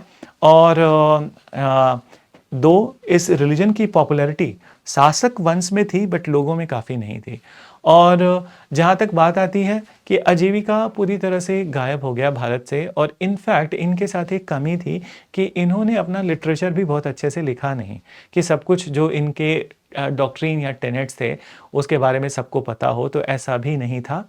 और इन्होंने मतलब ये जब डिसअपियर होते हैं तो इनके बारे में जानने का जो महत्वपूर्ण सोर्स है वो जैन के लिटरेचर हैं। तो जो पिछले काउंसिल में मैंने लिटरेचर्स लिखे हैं जैनिज्म के, वो ना सिर्फ जैनिज्म के डॉक्ट्रिन्स के बारे में बात करते हैं, बट आजीविका के डॉक्ट्रिन्स का भी उन्होंने मेंशन किया है। तो ये तो रहे कि एंशिएंट इंडिया में जो रिलीजियस ट्रेडिशंस थे उनके बारे में बातचीत। अब हम आगे बढ़ेंगे, ठीक है, मध्यकालीन भारत में। मध्यकालीन या पूर्व मध्यकालीन कहें, ठीक है, अर्ली मिडिवल टाइम से ही या एंशिएंट के लास्ट से ही भक्ति मूवमेंट की बिगिनिंग हो जाती है। दो भक्ति मूवमेंट की अगर जो बारे में बात करें तो भक्ति का कॉन्सेप्ट गुप्ता पीरियड में पॉपुलर हुआ, ठीक है, लेकिन यह एक मूवमेंट की तरह उभरा तमिलनाडु से, ठीक है, साउथ इंडिया से। तो जब संगम असेंबली साउथ इंडिया में समाप्त होते हैं और उसके बाद साउथ इंडिया में दो तरह के भक्ति संत इमर्ज होते हैं, ठीक है, जिनको हम कहते हैं अलवर और नयनार। सो तमिलनाडु में, ठीक है, 7th सेंचुरी एडी में अलवर और नयनार, ये दो तरह के भक्ति संत इमर्ज होते हैं। और ये दो भक्ति संत, अलवर जो हैं वो भगवान विष्णु के डिवोटी हैं, ठीक है, और जो नयनार हैं वो भगवान शिव के डिवोटी हैं, ठीक है। तो इन्होंने, इन दोनों तरह के सेंट्स ने क्या किया कि सिंपल तमिल लैंग्वेज में, तमिल लैंग्वेज में इन्होंने पोएम्स लिखना स्टार्ट किया, ठीक है। दोनों तरह के संतों ने तमिल लैंग्वेज में पोएम्स लिखना स्टार्ट किया और अपने भगवान से संबंधित। तो जैसे कि अलवर्स ने लिखा प्रबंधम और प्रबंध काव्यम, तो इन्होंने प्रबंधम और प्रबंध काव्यम लिखा, जिसके थ्रू वो भगवान विष्णु की भक्ति की पॉपुलराइजेशन करते थे, ठीक है। तो प्रबंधम एंड प्रबंध काव्यम। फिर उसके अलावा ऐसा ही कुछ, ठीक है, नयनार सेंट्स ने भी अपने भगवान के भक्ति के पॉपुलराइजेशन में इन्होंने भी तमिल लैंग्वेज में पोएम्स लिखे, जिन्हें हम कहते हैं तेवारम एंड तेवाक्रम। तो इस तरह से इन्होंने भक्ति मूवमेंट बनाया, ठीक है, और भगवान शिव और भगवान विष्णु की भक्ति को साउथ इंडिया में पॉपुलर किया। अब इन्हीं की भक्ति जो पॉपुलर होती है, ठीक है, पल्लव वंश के शासकों के टाइम पे इन्हें पैट्रोनाइजेशन भी था, ठीक है। फिर उसके बाद दिन 11वीं शताब्दी में, ठीक है, तो 11th सेंचुरी में एक बहुत बड़े सेंट इमर्ज होते हैं तमिलनाडु में ही, ठीक है, और 11th सेंचुरी में ये है श्रीरंगम से। आपने टेम्पल आर्किटेक्चर में मैंने आपको बताया था कि श्रीरंगनाथ स्वामी मंदिर श्रीरंगम का भारत का सबसे बड़ा मंदिर है। तो वहीं पे उसी श्रीरंगम में श्री रामानुजाचार्य, ठीक है, तो श्री रामानुजाचार्य देन दैट श्रीरंगम में उन्होंने भक्ति मूवमेंट को बहुत बढ़ावा दिया, ठीक है, एंड भगवान विष्णु की भक्ति से संबंधित थे, तो भगवान विष्णु की भक्ति को काफी बढ़ावा दिया। और ऐसा कहा जाता है कि ये कनेक्टिंग लिंक थे, क्योंकि इनके बहुत सारे अनुयायी आगे आने वाले समय पर तमिलनाडु छोड़कर भारत के विभिन्न विभिन्न भागों में पहुंचते हैं और भक्ति मूवमेंट को पॉपुलराइज करते हैं। तो हम एरिया वाइज या एक टाइमलाइन वाइज भी हम चल रहे हैं। तो जो अगला इंपॉर्टेंट पड़ाव है भक्ति मूवमेंट में वो है कि ये जो भक्ति सेंट्स हैं, ठीक है, तो रामानुजाचार्य के जो अनुयायी हैं, ठीक है, उनसे प्रेरित होकर भारत के विभिन्न भागों में भी भक्ति स्टार्ट होती है। पर कर्नाटका की भक्ति की पहले बात करते हैं, ठीक है, तो 13वीं शताब्दी में 13th सेंचुरी में 12th एंड 13th सेंचुरी में कर्नाटका में भक्ति मूवमेंट पॉपुलर होता है और इस भक्ति मूवमेंट को हम कहते हैं लिंगायत, लिंगायत प्लस वीर शैव मूवमेंट। तो लिंगायत और वीर शैव। अब लिंगायत क्या है कि ये भगवान शिव के अनुयायी हैं, ठीक है, ये भगवान शिव को मानते हैं और ये लोग भगवान शिव के अनुयायी होने के नाते हमेशा एक पेंडेंट पहनते हैं शिवलिंग का, ठीक है, एक लिंगा फॉर्म में लेकर चलते हैं। तो इनको कहते हैं heroes of Lord Shiva and Lingayat वो हो गए जो कि लॉर्ड शिवा को के लिंगा को लेकर चलते हैं। तो ये एक बहुत ही समृद्ध और उसके अलावा बहुत पावरफुल कम्युनिटी है कर्नाटका में आज के टाइम पे। अगर जो कर्नाटका की पॉपुलेशन की बात करें तो 26%, ठीक है, 26% पीपल फॉलो लिंगायत। तो ये ट्रेडिशन स्टार्ट होती है कर्नाटका में। बट एक बात ध्यान देना है, ठीक है, कि इसके जो संस्थापक थे उनका नाम था बसवना और आगे आने वाले समय पर ये बड़ा ही प्रोग्रेसिव मूवमेंट था, ठीक है, क्योंकि इस भक्ति मूवमेंट पे ना सिर्फ भगवान की भक्ति पे ध्यान है बट उसके अलावा समाज में जो कुप्रतियां हैं, ठीक है, कुप्रथाएं हैं, उनको हटाने का भी था। तो जैसे कि ये लोग विडो मैरिज में बिलीव करते हैं, ये अपने समुदाय में लोग किसी भी जगह से आ रहे हों, किसी भी तरह के लोग हों, सबको सम्मिलित करते थे, ठीक है। तो महिलाएं भी सम्मिलित थीं, पुरुष भी सम्मिलित थे, ठीक है, या दबे कुचे वर्ग के लोग भी सम्मिलित थे। तो ये डिस्क्रिमिनेट नहीं करते थे। उसके अलावा ये विडो रिमैरिज मतलब पोस्ट प्यूबर्टी के बाद मैरिज हो, इस बात को रखते थे, विडो रिमैरिज में बिलीव करते थे। फिर उसके अलावा, ठीक है, कि ये ऐसा मानते हैं कि मृत्यु के समय इनका शरीर भगवान शिव से मिल जाता है। तो इनके अंतिम संस्कार के प्रैक्टिसेस भी थोड़े डिफरेंट हैं कि अंतिम संस्कार में ये लोग हिंदू धर्म में जैसा कि होता है कि डेड बॉडी को जलाया जाता है, जलाते नहीं है, दफनाते हैं। और ये मानते हैं कि भगवान शिव से तभी मिलन होता है जब इनको दफनाया जाता है। तो प्रैक्टिसेस डिफरेंट हैं बट ये एक प्रोग्रेसिव मूवमेंट था और आज के समय पे भी इनके वैल्यूज़ वहाँ पे सोसाइटी में सेलिब्रेट किए जाते हैं। तो 13वीं 12वीं 13वीं शताब्दी में ये डेवलपमेंट है यहाँ पर। फिर 13वीं शताब्दी ऑनवर्ड्स, ठीक है, महाराष्ट्र में, तो महाराष्ट्र में, ठीक है, दैट की जिसको हम कहते हैं महाराष्ट्र धर्म, तो जो भक्ति है, ठीक है, उसको हम कहते हैं महाराष्ट्र धर्म। और जो महाराष्ट्र धर्म में जो प्रमुख व्यक्ति जो लोग थे, ठीक है, उनके नाम है संत ज्ञानेश्वर, ठीक है। तो लिखते हम ऐसे हैं ज्ञानेश्वर, संत ज्ञानेश्वर, नामदेव और आगे चलकर तुकाराम भी, ठीक है। तो ये कुछ महत्वपूर्ण व्यक्ति हैं जो महाराष्ट्र धर्म से संबंधित है। और महाराष्ट्र धर्म में सबसे एक महत्वपूर्ण जगह है, मैं लिखूंगा उसके बारे में, पंढरपुर। तो पंढरपुर एक बहुत ही महत्वपूर्ण होली साइट है एंड इट्स अ मतलब ब्यूटीफुल सिटी। बट इस सिटी में है क्या, तो पंढरपुर का जो टाउन है वो उस टाउन में भगवान विट्ठल की का मंदिर है। तो भगवान विट्ठल का मंदिर है और इन्हें कभी कभी भगवान विठोबा भी कहा जाता है। तो कौन भगवान विट्ठल है, ये भगवान विष्णु के स्वरूप है। और इसी मंदिर के अराउंड, ठीक है, जो डेवलपमेंट हुआ महाराष्ट्र धर्म का और विट्ठल भक्ति का। उसके अलावा जैसा कि अगर जो आप नॉर्थ इंडिया से हो तो आप देखते होंगे कि सावन के महीने में लोग कांवड़ लेके जाते हैं गंगा नदी तक, ठीक है, या जो भी आसपास में जो भी नदी है, तो वो एक प्रोसेशन है, प्रोसेशन कहते हैं कि कांवड़ यात्रा को। तो ऐसा ही एक प्रोसेशन यहाँ पर भी होता है पंढरपुर के टाउन पे, और उस प्रोसेशन को कहते हैं वारी वरकरी, वारी वरकरी है ना? तो महाराष्ट्र धर्म का ना सिर्फ योगदान दैट भक्ति में था, बट उसके अलावा इसका योगदान, इस भक्ति का योगदान मराठी लिटरेचर में भी था कि महाराष्ट्र धर्म के जो भक्ति के जो अनुयायी थे वो लोगों ने मराठी भाषा में अपना लिटरेचर लिखा और एक तरह से मराठी भाषा को भी पॉपुलराइज किया। तो ये तो हो गया महाराष्ट्र का। अब जब बात आती है कि पूरे नॉर्थ इंडिया की, ठीक है, कि महाराष्ट्र के ऊपर, नर्मदा के ऊपर, तो यहाँ पे भक्ति मूवमेंट बड़ा ही स्ट्रांग था बिगिनिंग से। और 14वीं अगर जो हम बोले तो 14वीं शताब्दी ऑनवर्ड्स भक्ति मूवमेंट ज़्यादा पॉपुलर होता है नॉर्थ इंडिया में। तो जब नॉर्थ इंडिया की बात आती है, ठीक है, तो नॉर्थ इंडिया में भक्ति मूवमेंट 14th सेंचुरी ऑनवर्ड्स, ठीक है, बहुत ज्यादा पॉपुलर होता है। और इसमें एक क्रिस्टल क्लियर डिवीजन है नॉर्थ इंडिया के भक्ति मूवमेंट में, जो कि है पहला जो डिवीजन है उसे हम कहते हैं निर्गुण भक्ति, और दूसरा जो है वो है सगुण भक्ति।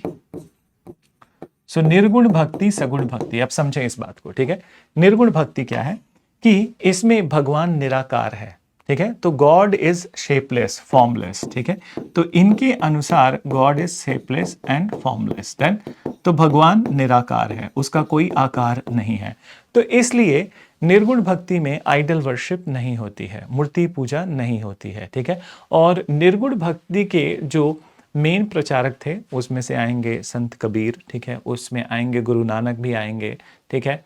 तो ऐसे गुरु नानक और संत कबीर मेजर रोल प्ले करते हैं निर्गुण भक्ति में। और ये किस तरह के भगवान की कल्पना करते हैं, तो भगवान जो निराकार है, ठीक है, जिसमें कोई गुण नहीं है। गुण का मतलब कि किसी तरह से वो ह्यूमन बीइंग की तरह, कोई फिजिकल एट्रीब्यूट की तरह दिखता नहीं है, जो शेपलेस है और फॉर्मलेस है। अब जो सबसे बड़ा कैडर था भक्ति का वो था सगुण भक्ति नॉर्थ इंडिया का। तो सगुण का मतलब सगुण, विथ एट्रीब्यूट। तो इनके अनुसार भगवान का एक स्वरूप है, इनके अनुसार भगवान का एक स्वरूप है, और इनके अनुसार भगवान जन्म लेते हैं इस पृथ्वी पर बार बार, बारंबार, डन। तो भगवान जन्म लेते हैं और इनके अनुसार भगवान का आकार है, साकार है, ठीक है। और अगर वो साकार हैं, अगर स्वरूप है, तो उनकी मूर्ति पूजा कर सकते हैं। तो ये आइडल वर्शिप करते हैं। फिर उसके अलावा ये री इनकारनेशन में बिलीव करते हैं, कि पुनर्जन्म में बिलीव करते हैं, और भगवान के जन्म में बिलीव करते हैं। और उसके अलावा, ठीक है, जहाँ तक बात आती है कि इस प्रथा से संबंधित जो महत्वपूर्ण लोग थे, ठीक है, बहुतायत में थे। तो कुछ नाम मैं लिखूंगा यहाँ पे, ठीक है, कि जिनसे आप परिचित भी होंगे, सूरदास, मीराबाई, तुलसीदास, वल्लभाचार्य,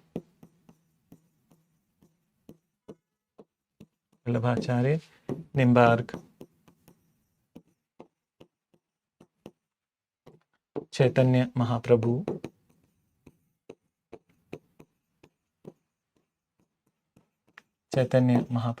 ठीक है, तो एक्सेट्रा। तो ये कुछ एक नाम मैंने लिखे हैं, पर इससे भी ज़्यादा नाम है। तो ये रही जो भक्ति थी जो नॉर्थ इंडिया की, सगुण और निर्गुण। और इसका कंटिन्यूएशन आज भी देख सकते हो। जहाँ तक बात आती है निर्गुण भक्ति की, तो निरंकारी एक सेक्ट है जिसके बारे में आप जानते होंगे, और सिखिज्म भी एक तरह से निर्गुण भक्ति का ही की वजह से उत्पत्ति है। और सगुण भक्ति में आप देखते ही होंगे कि क्या क्या चीज़ें प्रचलित हैं। तो ये बात रही हमारी भक्ति मूवमेंट से रिलेटेड। अब चलते हैं अपने अंतिम पड़ाव पर इस क्लास के, जो कि है सूफी मूवमेंट। देन तो सूफी मूवमेंट, समझें इस बात को, ठीक है। तो सूफी मूवमेंट, अब ये जो वर्ड है वो डिराइव होता है सुफ से, ठीक है। और सुफ का मतलब होता है कि वुलन क्लॉथ, ठीक है। तो a piece of woollen cloth, तो सुफ वर्ड से डिराइव होता है और सुफ वर्ड का मतलब होता है पीस ऑफ वुलन क्लॉथ। जहाँ तक बात है सूफी मूवमेंट की बिगिनिंग की, तो सूफी मूवमेंट भारत में इमर्ज नहीं हुआ, ये अरब, मिडिल ईस्ट, इन सब जगहों पर इमर्ज हुआ, ठीक है। तो ईरान, इराक, इस्फहान, ठीक है, सऊदी अरब, तो इन जगहों पर इमर्ज हुआ। और इमर्जेंस की वजह क्या थी कि जब इस्लाम इमर्ज होता है, ठीक है, 7th सेंचुरी एडी में, तो कुछ ही समय बाद जब जो महत्वपूर्ण टेक्स्ट बुक्स थे, जब उनकी इम्पॉर्टेंट टीचिंग्स थोड़ी बहुत गायब होने लगी, तो इसी समय पर कुछ थियोलॉजियंस ने अपने इंटरप्रिटेशंस के आधार पर डिफरेंट डिफरेंट ब्रांचेस इस्लाम में बनाने स्टार्ट कर दिए। और कहीं ना कहीं वो जो ओरिजिनल टीचिंग्स थे इस्लाम के, वो उसको डाइल्यूट कर रहे थे। तो ऐसा कहा जाता है कि सूफी एक रिस्पॉन्स की तरह इमर्ज हुआ कि उन थियोलॉजियंस के अगेंस्ट जो इस्लाम को डाइल्यूट कर रहे थे। तो ये इमर्ज होता है मिडिल ईस्ट से, लेकिन जहाँ तक बात आती है, हमारा तो परिदृश्य भारत से संबंधित है। तो भारत में सूफियों का आगमन कब होता है? तो भारत में सूफियों का आगमन दिल्ली सल्तनत की स्थापना से कुछ समय पहले ही स्टार्ट हो चुका है। तो 11वीं शताब्दी से सूफियों ने भारत में आना प्रारंभ कर दिया था और दिल्ली सल्तनत की स्थापना तक ये भली भांति से भारत में स्टैब्लिश हो चुके थे। तो सूफी मूवमेंट और भक्ति में दोनों में ही एक बड़ा ही अच्छी बात थी, और दोनों का मिलन भी अच्छा था कि दोनों प्रोग्रेसिव थे। दोनों समाज में जो कुप्रथाएं थी उसको हटाने की बात करते थे और उसको रिमूव करने की बात करते थे और प्रोग्रेसिव नेचर के थे। तो अब देखते हैं कि सूफी जब भारत में आते हैं तो इन्होंने एक सिलसिला बनाना स्टार्ट किया। सिलसिला क्या होता है कि जैसे बुद्धिज्म में एक संघ होता है, वैसे ही सूफी में सिलसिला होता है। तो बहुत सारी सिलसिलाएं बनी, ठीक है, मिडिल ईस्ट में या अरब वर्ल्ड में, और उसमें से कुछ सिलसिला भारत में आए।